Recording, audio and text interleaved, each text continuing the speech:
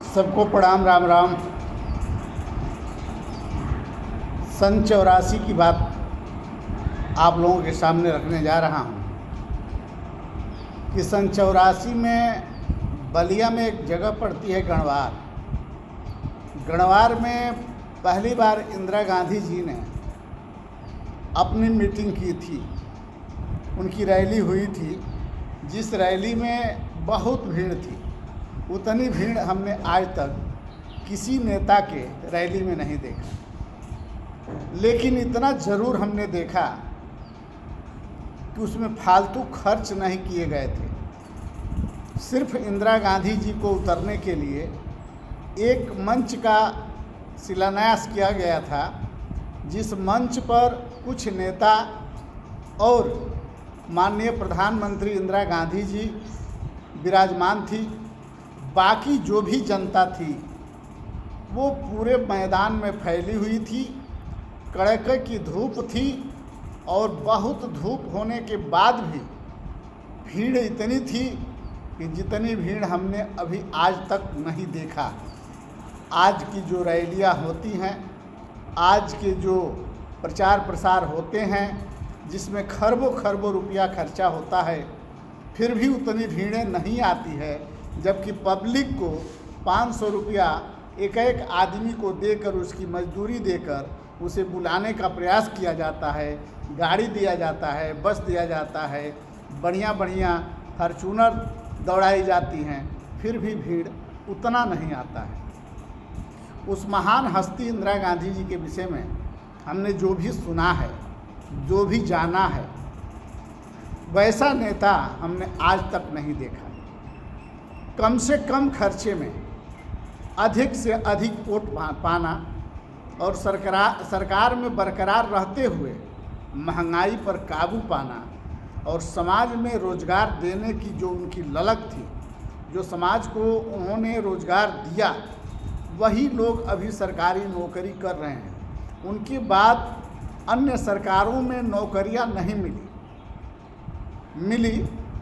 मुलायम जी के समय में कुछ नौकरियां मिली पुलिस में, चंद्रशेखर जी के समय में कुछ बीएसएफ में नौकरियां मिली, और अखिलेश जी के समय में भी कुछ नौकरियां मिली, मायावती जी के समय में भी कुछ नौकरियां मिली। लेकिन परीक्षा के बल पर मिली, अपने सर्टिफिकेट के बल पर मिली, अपने मेहनत के बल पर मिली। लेकिन जो देश को सुकून, शांति, जो देश को विकास के रास्ते पर पहुंचाने, समाज को ज़मीन से जुड़े रहने के लिए प्रेरित करके गरीब से गरीब को ज़मीन देकर बसाने और समाज सुख में काम करते हुए पेट्रोल, डीजल या गैस की सब्सिडी अपने सहते हुए, महंगे दाम होने के बावजूद भी ऊपर का पैसा अपने देकर समाज को कम पैसे में वस्तुओं को उपलब्ध कराना, कोई कांग्रेस और माननीय इंदिरा गांधी, आयरन लेडी इंदिरा गांधी जी से सीखे। सारी महंगाइयों का बोझ अपने सर लेकर समाज को सस्ते दामों में गैस मुहैया कराना, पेट्रोल डीजल मुहैया कराना, साग सब्जी, रोटी दाल, आटा चावल, दूध, मक्खन मलाई सस्ते से सस्ते दामों में पहुंचाना कांग्रेस से कोई सीखे। उनके प्रचार प्रसार में खर्चे नहीं थे। एक त्रिपाल के अंदर नेता खड़ा होता था या मैदान में खड़ा होकर भाषण देता था और वोट पाकर जीतता था और समाज के लिए काम करता था। आज जो भी नेता कुर्सी पर बरकरार हैं, वो आज तक समाज के लिए कुछ नहीं किया। समाज का शोषण, समाज का लूट और समाज को तरह तरह से चूसने का प्रयास किए, चाहे जोंक बनकर, चाहे ताड़ा बनकर, चाहे मधुमक्खी बनकर, चाहे मक्खी बनकर, चाहे मच्छर बनकर। सबने समाज को और देश को लूटने का काम किया, चूसने का काम किया। अगर इस देश को किसी ने कुछ दिया तो कांग्रेस ने दिया, किसी को रोज़गार किसी ने दिया तो कांग्रेस ने दिया, अगर किसी को मदद किया, ज़मीन दिया तो कांग्रेस ने दिया।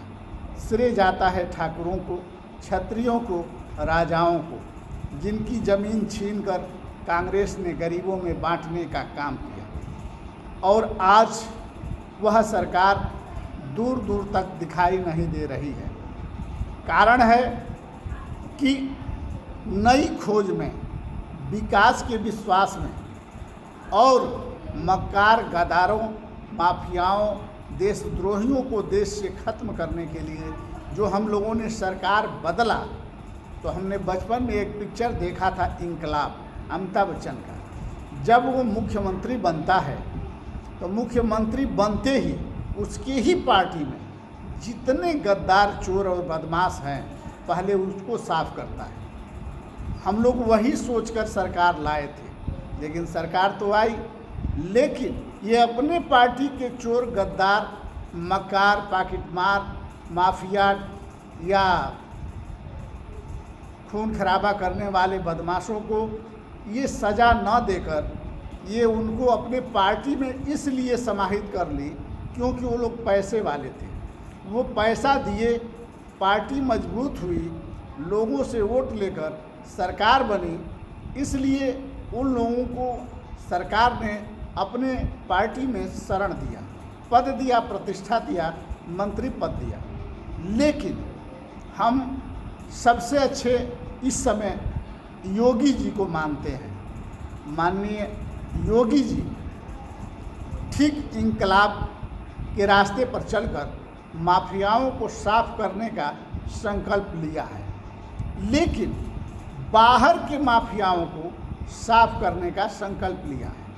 पार्टी के अंदर जो माफिया हैं आज भी विराजमान हैं, आज भी बरकरार है, आज भी वो अपने कार्यकलाप में लिप्त हैं, आज भी वो तरह तरह के जो गुंडे बदमाश करते हैं वो कार्य कर और करा रहे हैं।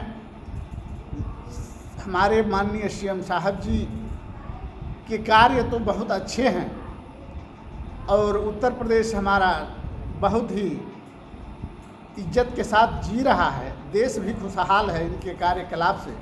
अन्य प्रदेश के भी लोग इनका नकल करना चाहते हैं, लेकिन महाराज जी से निवेदन है कि जिस प्रकार आप समाज में पल रहे कुरीतियों को ख़त्म करने में लगे हैं, समाज में बसे हुए गुंडा माफियाओं को ख़त्म करने में लगे हुए हैं, समाज में बसे बलात्कारियों को ख़त्म करने में लगे हुए हैं, समाज में बसे मच्छर, मक्खी, जोंक और ताड़ा को ख़त्म करने में लगे हुए हैं, उसी तरह आपसे हाथ जोड़कर प्रार्थना है कि आपके पार्टी में केंद्र से लेकर प्रदेश तक जितने भी जोंक, केकड़ा, मधुमक्खी, मक्खी, मच्छर, ताड़ा जितने भी विराजमान हैं उनको भी ख़त्म करने का प्रयास करें।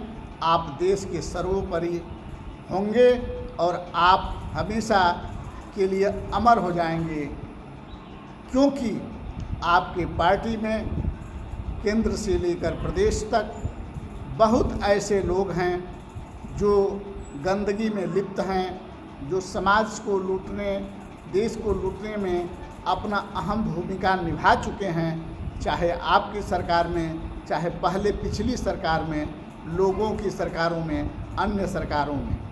तो जो लोग अन्य सरकारों में गलत काम किए हैं वो ऐसा नहीं है कि आपके साथ जुड़ने के बाद वो गलत काम नहीं करते होंगे। ये भी बात सामने आती है कि जो अन्य सरकारों में गलत काम करके पैसा कमाए हैं, अगर वो गलत काम का पैसा आपको पार्टी को देकर आपके पार्टी में आ रहे हैं तो वह पैसा भी आपके लिए नुकसानदायक होगा।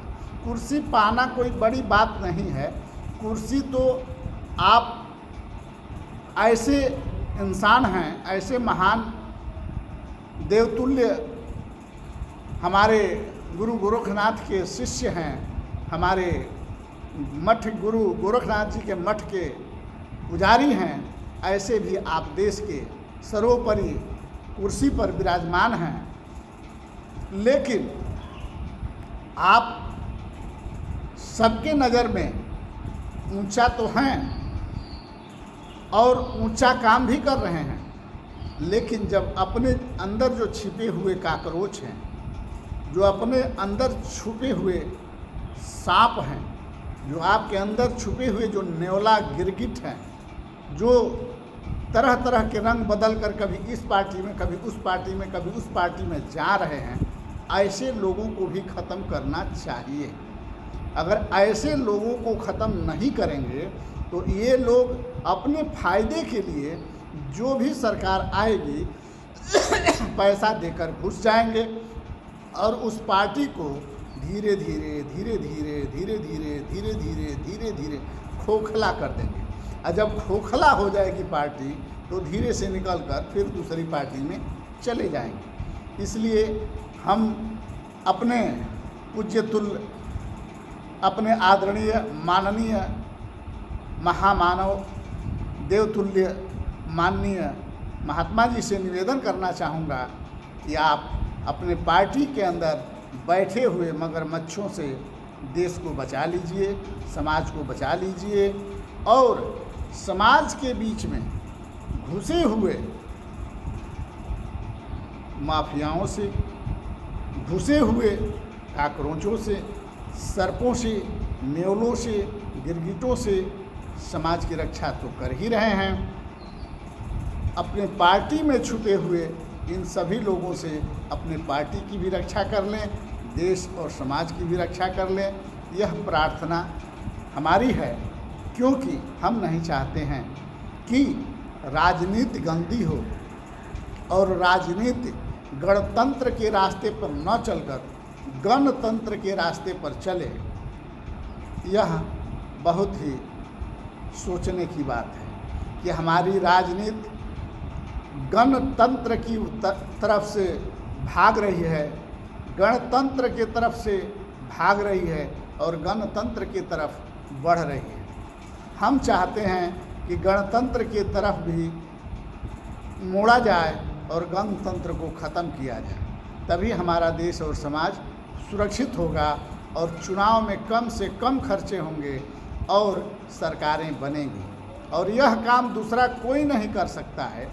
ऊंची कुर्सी पर बैठे साहब से बहुत विश्वास था, बहुत भरोसा था, लोगों ने 15 बरस दिया भी, लेकिन जो हम लोगों की आशाएं थी वो पूरी नहीं हुई। हर जगह कुछ न कुछ खामियां देखी गई, लेकिन माननीय योगी जी से पूरे भारत को बहुत बड़ा आस लगा है, विश्वास लगा है कि अगर मोदी जी जो काम अधूरा छोड़े हैं, उस अधूरे काम को हमारे योगी जी ही पूरा करेंगे। इसलिए भारत के जो विश्वास है, जो देश का विश्वास है, जो समाज का विश्वास है, उस विश्वास को माननीय योगी जी बरकरार रखें और अपने अंदर बैठे हुए मगरमच्छों से देश की रक्षा करें। इसी सब बातों के साथ अपनी बातों को विराम देना चाहूँगा, क्योंकि हमें पूरा विश्वास है कि अगर हम वीडियो बनाना चालू करें या बनाते रहें तो हमारे दिल में इतने दर्द हैं कि यह वीडियो कई घंटे की हो जाएगी, फिल्म भी उतना बड़ा नहीं होगा। इसलिए हम महाराज जी से एक ही निवेदन करना चाहूँगा कि पार्टी के काकरोचों को, पार्टी के मगरमच्छों को मारकर देश और समाज की रक्षा करे सरकार।